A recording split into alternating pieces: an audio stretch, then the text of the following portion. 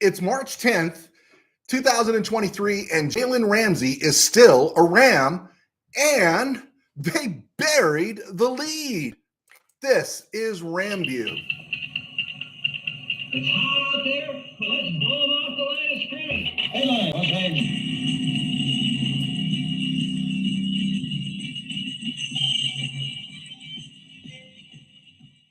Live from the Ram Cave, I'm Joe Terosian, and this is RamView FanView, the March 10th, 2023 edition of RamView, brought to you by Kistler Law Firm. If you're in an auto accident and if you have questions, if you're injured, you got questions, you need help, call Kistler Law at 661-206-6990. That's Kistler Law at 661-206-6990, and check out KistlerLawFirm.com. That's one word, KistlerLawFirm.com. Kistler Law, they've been fighting for you since 92.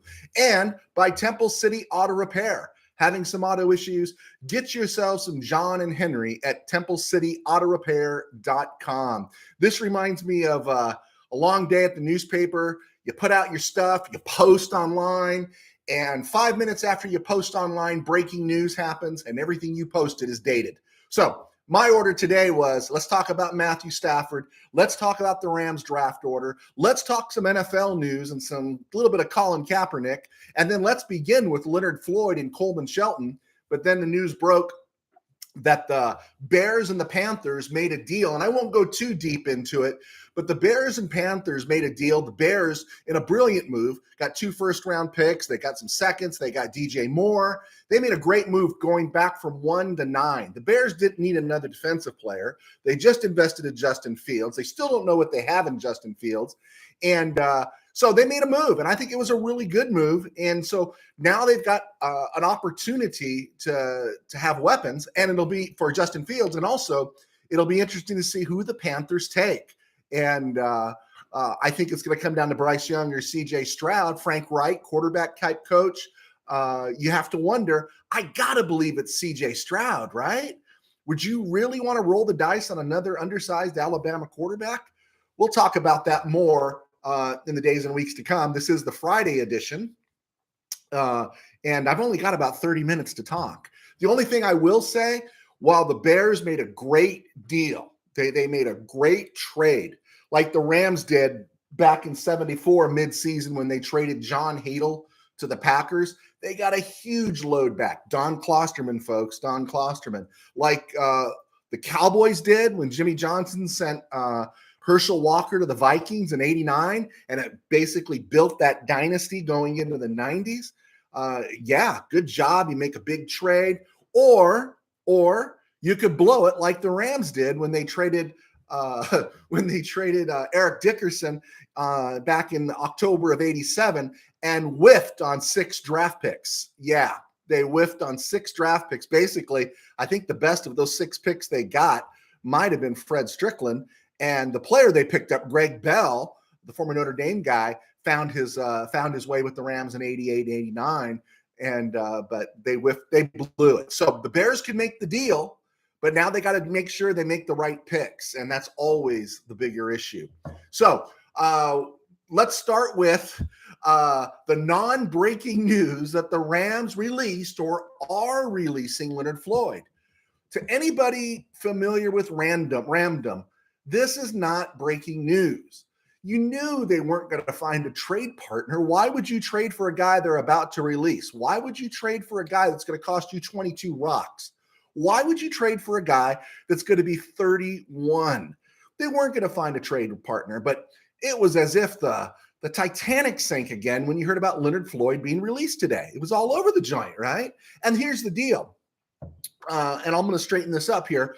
No one really clarified, right? Was Floyd released today, or was he designated for release after June 1st? Every site I read this on, I read this on multiple sites. They just took one person's story and cut and pasted it into all their stuff. And this is the buried lead. It's not that Leonard Floyd got released. It's the designation of when Floyd got released. And this was what I read every place else. It is unclear whether the Rams are using the post-June 1 designation on Floyd. They will take a $19 million cap hit in dead money with only $3 million in cap savings if they don't. A post-June 1 designation would save the Rams $15.5 million in cap space with $6.5 million in dead cap hit in 2023. Well, you know what, dude? People from Yahoo and all these other sites, hey, watch RamView. We were talking about this 6 weeks ago. Heaven's Gate and Hell's Flames. It really frustrates me. And they're treating this like it's breaking news. Adam Schefter cleared up a few things on Twitter a little while ago. And he said, move will come with a post-June 1 designation. That's your story, where that will save the Rams $15.5 million against the cap, right? And then Schefter goes, if he had been released outright, the savings would have just been $3 million. So what's the point of the announcement? I'm sure there's various reasons, but one of the key ones is this allows Floyd to talk, negotiate, and work out a deal with other teams, but he won't be officially off the Rams books until June 1. We know he's gone, okay? Now, that presently changes nothing about the Rams' current salary cap issue because they have to be under the salary cap by March 15th. So they're going into this weekend and heading to March 15th technically at 14.5 over. We know Bobby Wagner, by mutual agreement, is getting released. That brings it down to 9.5. And so there was the great issue about Matthew Stafford yesterday, and we'll get to that. But in the course of that conversation, Les Snead said that dead cap money is really a hindrance to what the Rams want to do. So if the Rams had designated a release today for Leonard Floyd, it would have made 0 sense, right? So by releasing him after June 1st, they get 15.5 back. It doesn't help them on March 15th, but after June and in the summer, it does help them because there'll be some lingering free agents, and it creates some space, a little bit, create some space so they can maybe bring somebody in mid-year if they're making a run. They'll take a 6.5 dead cap hit this year and a 12.5 dead cap hit in 2024. Now, contributing to all this, as the Rams are 14.5 over, technically, Bobby Wagner's $5 million comes back, so it brings the Rams down to 9.5. We've talked about this. Well, since we last talked on Wednesday, Coleman Shelton, who the Rams signed to a 2-year deal, played well. Not great, but he played well. He's not Tom Mack, Dennis Hara. Okay, we know that, right? But he played well, and he can swing between center and guard. He opted out, and he voided his contract, and so he's a free agent. Now, he's likely to get an offer to go someplace else to play for some more money. But in the meantime, he saves the Rams 2.5 rocks, which means $2.5 million, which you couple that with Bobby Wagner, it puts the Rams down $7 million in the salary cap issue, right? So now they're realistically not projecting, they are realistically 7 down salary cap wise. Now you add in the other players they released today, the guys that were never going to make the roster, the guys that are just camp bodies, right? Tight end Roger Carter, safety TJ Carter, JJ Koski, who's been around forever, tight end Jaron Pickney, who he gets cut and released more often than I butcher the opening of this show. Wide receiver Ja'Carry Robinson, Jareth Stearns, all these guys were off-season signees or late-season signees to the practice squad. And defensive end Braden Thomas, who had some nice turns last preseason. And then they all find their way back to the Rams roster after they create space. But they were all released today, and you throw in all their stuff combined, Braden Thomas, Roger Carter, TJ Carter, they're all $750,000 guys. You start adding up that money, the Rams save about 2 more rocks with those guys released, close to $2 million. I don't think they get completely to $2 million. So that's where the Rams are today. Right now, maybe just a little bit at about $6 million, a little bit less than that. And so now the whole question goes back to, what do they do? What do they do? Let's just assume they're at $7 million. Let's not even count the $2 million they're saving by releasing the scrubs. If Tyler Higbee gets released in a tight end rich draft, the 30-year-old Higbee, right, who's whose body is as banged up as the Afghan highway. The Rams only they get rid of him. They save $3.9 million, and that takes the salary cap down to 3.1, and that's not even counting the scrubs they released today, which might maybe take the Rams down to about 1.5 that they owe, or over the cap. If they release Jordan Fuller instead of Tyler Higbee, it puts the Rams in the 4.3 range. If they release Fuller and Higbee together, they're at 400,000 over, right? And then you add in the money that the Rams they saved by releasing those stiffs off the practice squad. I shouldn't say that. Those bodies off the practice squad. And you realize they're in the game. They're going to get under this cap. And we haven't even touched on restructures. And the Rams are going to have some restructures to make this work, because they still got to sign their draft class. Their draft class is projecting with 10 draft picks to be worth somewhere like $8 million. They're going to have to pay. So they're still going to have to find more money. And that also means that, someone like Jalen Ramsey could still be on the block. But I got to believe, do you want this window to remain open one more year? And if you want it to remain open one more year, if we still think these guys are elite players, we should go for it for one more year and find out, what can happen. Why close the window? And that's why I'm arguing don't trade Jalen Ramsey. Restructure these contracts so they can have a fighting chance in 2023. Matthew Stafford's rumor. That was the other one. Unbelievable. They didn't bury that lead, did they? Matthew Stafford's rumor was really interesting because everyone seemed to be buying it. I wasn't buying it. I'm going to assume loyal FanView, RamView followers, everyone from Henry Yep to Walter Berry to Paul Kistler to Rob Sorge. I'm going to say from you guys, David Riggs, all you guys that watch it, you didn't buy any of it. But a lot of people, when Michael Lombardi shared that the Rams were shopping Matthew Stafford, it was like, just put the hook in. Could the Rams have fielded calls on Matthew Stafford? Of course, they're going to field calls on everybody, and you should listen to every call. But when you really think about it, why would the Rams be shopping, and where would the Rams be shopping Matthew Stafford? What were they going to get to replace him? And again, he's making 40 bills this year, right? 40 bills is kind of cheap for a Super Bowl winning quarterback, right?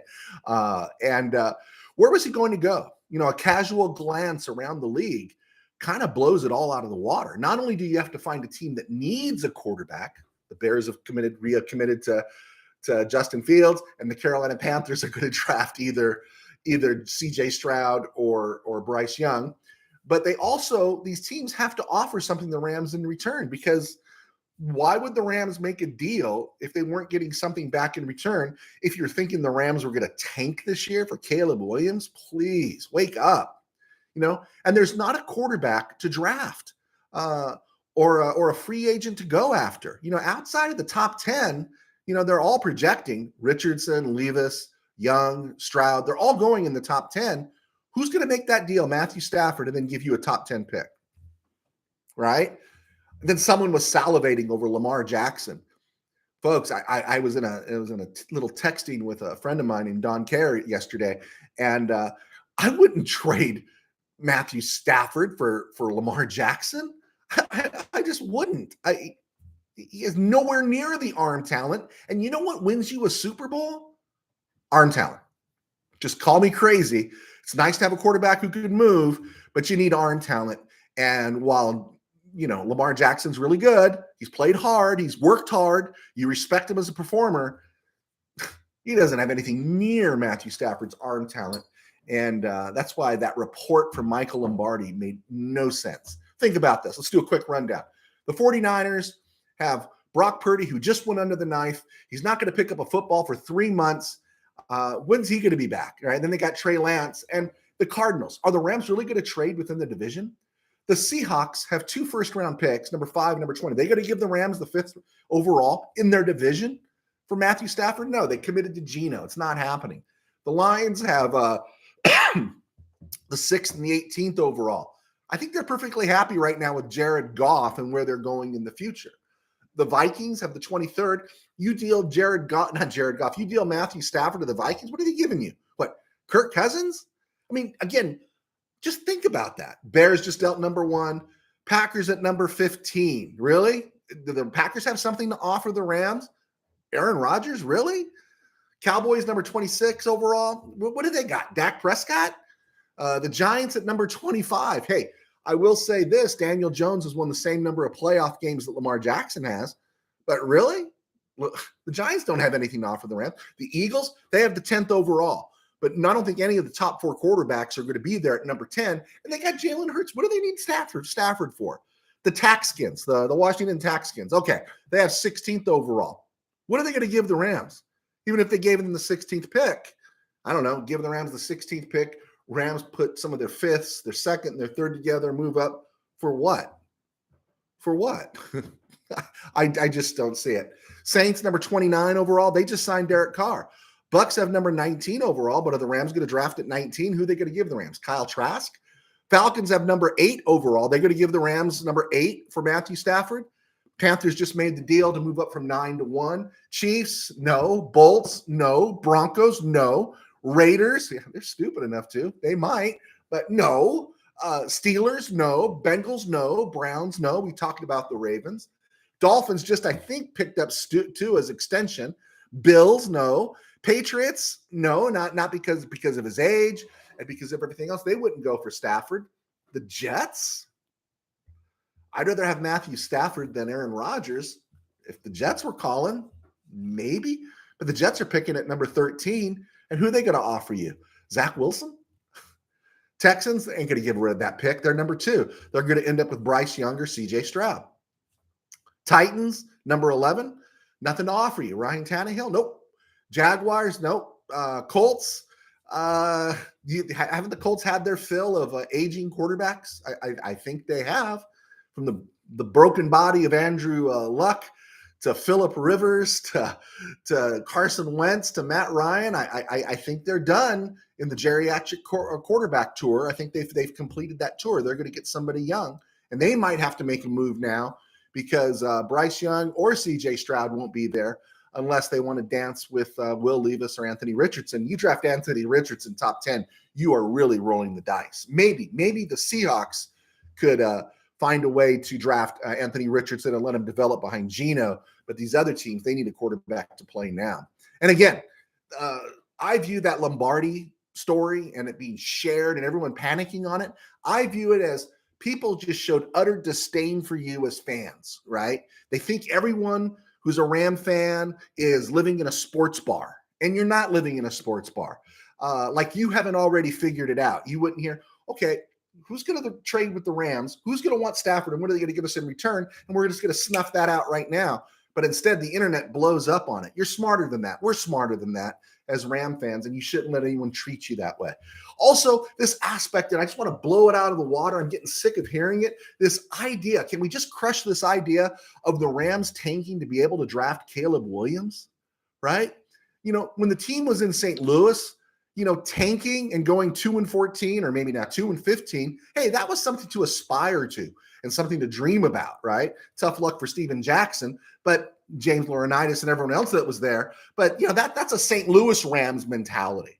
That's not a Los Angeles Rams mentality. And unless Caleb Williams has a significant injury that drops him low in the draft, high in the draft, or low in the draft, Caleb Williams will not be a Ram, okay? He won't be a Ram until possibly his second contract rolls around and he's a free agent. So maybe in 5 years, you can start that dream about Caleb Williams coming to the Rams. All right, are we good? I think we're good. I'm Joe Tarosian, and this is RamView. I just want to say thank you so much for the people that are clicking on. Our numbers are trending up. Please hit like and subscribe so we can keep talking Ram football. I'll answer any questions you want.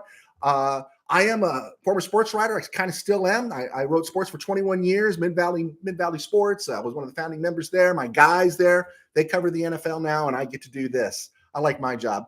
And I write books. My books are on Amazon. I think one of them is just over my shoulder. Let me see. Can I see it? Yeah, right there, right over my shoulder, right above the on-air sign, Tangent Dreams. It's my high school football novel. That and some other novels are on Amazon. Just type in my name. It'll take you to my page.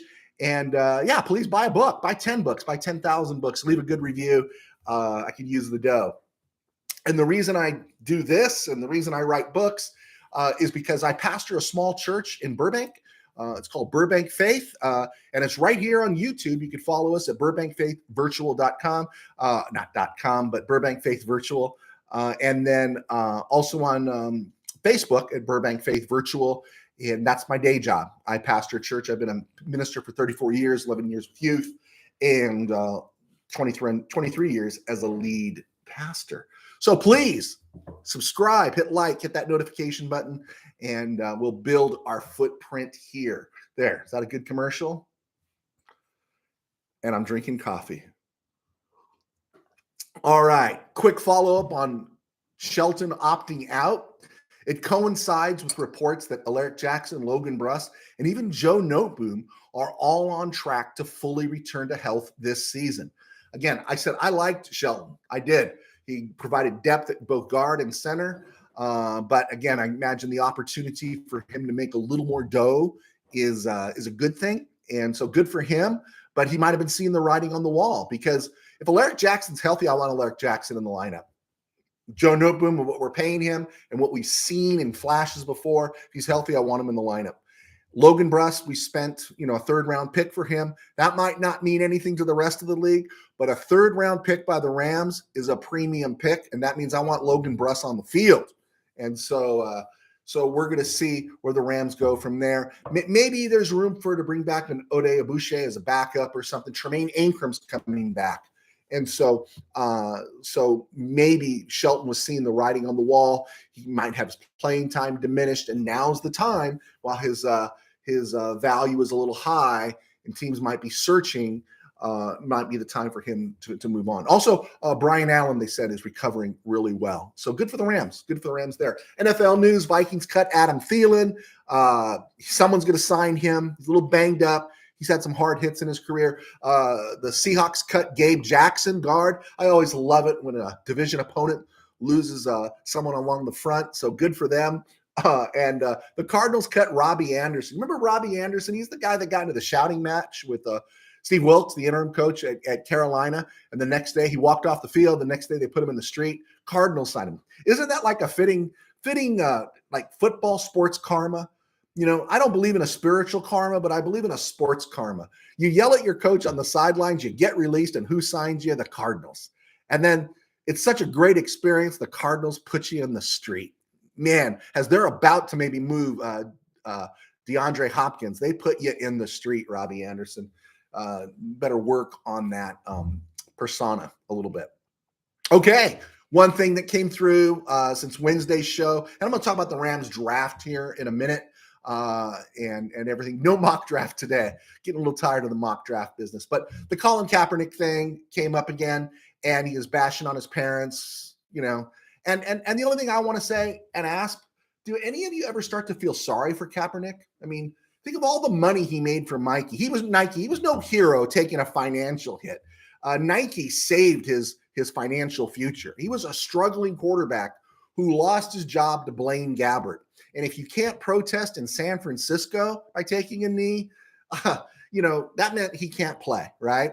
And I get the sense that a feeling of irrelevance is building into Colin Kaepernick, right? That, there's all this other stuff they're talking about. They're talking about Lamar Jackson right now, and they're making him a martyr. And there's always those race hustlers on ESPN. And now Kaepernick needs to be front and center, right? And it reminded me of this line that I'm going to share from the Twilight Zone. One of the best episodes. It's called Number 12 Looks Just Like You. And in that episode, this girl, they want her to have a plastic surgery so she'll be beautiful like everyone else, but she wants to maintain her identity. She wants to be who she's meant to be. And it means she's willing to be ugly. She had this line where she says, when everyone is beautiful, no one will be, because without ugliness, there can never be any real beauty. Now, I would modify that for our culture. When everyone cries racism, nothing will be racist, because with zero prejudice, how can there be any racism, right? So what I'm saying is for Kaepernick, Stephen A. Smith, Kendrick Perkins, the ESPN cabal, Al Sharpton's, Sharpton, politicians on both sides of the aisle, they need racism to prosper, or they have no relevance because that is the business they have chosen. So as time goes on and everything is racist, Kaepernick steps out or stands out just a little bit less each time. He's just part of the white noise, so to speak, right? And so he fades, and so he has to make some statement every now and then to gain some relevance. And I really feel sorry for Kaepernick. I know that sounds weird. People think, oh, how could you feel sorry for Kaepernick? I do, because this is one dude who really needs to distance himself from those currently influencing his life.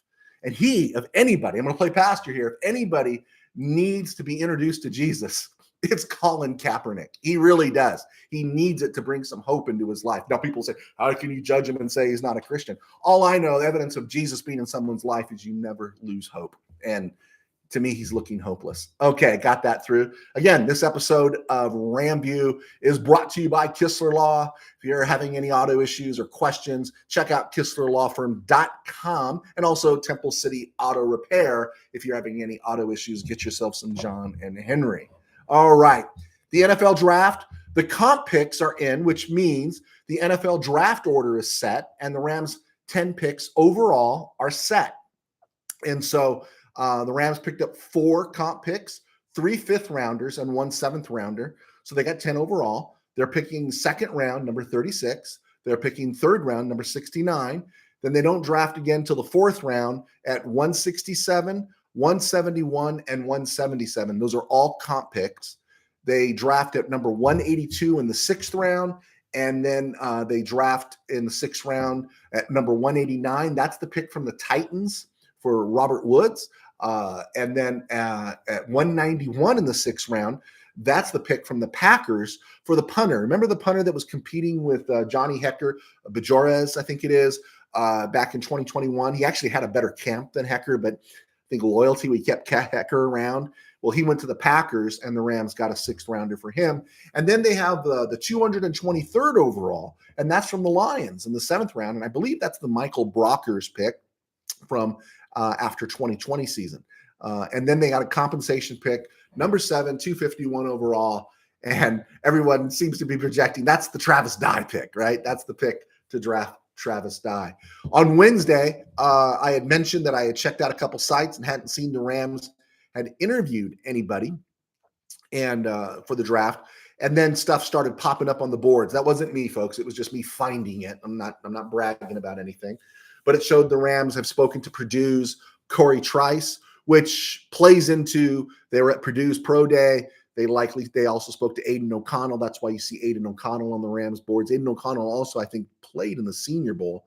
It says the Rams also spoke to Julius Brents. That was the cornerback. That's actually from the Rams Wire mock draft where they traded up and to grab Julius Brents, and he's the cornerback.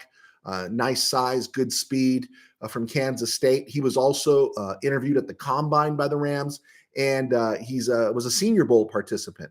Also, Tank Dell, wide receiver, Houston, little undersized, 5'10", 160, which means the Rams will probably draft him. Tank Dell went to the Senior Bowl. And I bring up the Senior Bowl is during the McSnead era, the Rams do seem to have a penchant for liking and grabbing players that played at the Senior Bowl.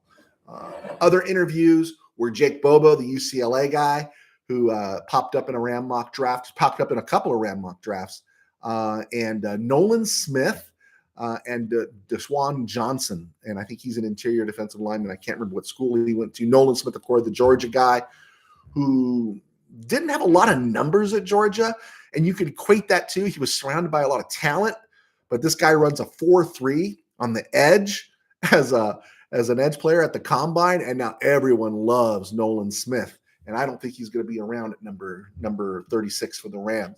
Looking at this and seeing what the Rams are, now that Leonard Floyd will be gone, Michael Hoyt, they were talking about moving him inside. He is the only edge rusher with any experience. Think where the Rams were when the run it back talk began. Von Miller was coming back, right?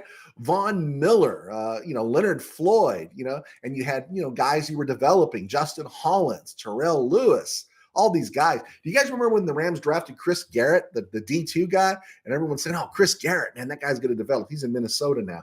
And then they drafted Daniel Hardy. And so Rams got some depth here. It looks like it's going to work out. Now everybody is gone. Well, Daniel Hardy's still around. Everybody's gone, but Michael Hoyt, who wasn't even on the board to be an edge performer. He's a down lineman. He's a 5 technique guy, and he's 6'5", 310, and so he's the only guy. And they're talking about moving him inside too. So I got to believe at number 36, the Rams will be drafting an edge performer. You know, it could be Andre Carter Army, Will McDonald IV, Auburn's guy. I'm trying to remember his name real quick here. I don't want to say it because Rob Sorge in Missouri, who's a Steeler guy, he wants him really bad. His name is slipping me right now. But yeah, so the Rams, you know, for those who say the Rams have no draft picks, Rams got 10 draft picks. And when you start looking at a number 2, a number 3, and 3 number 5s, that's capital.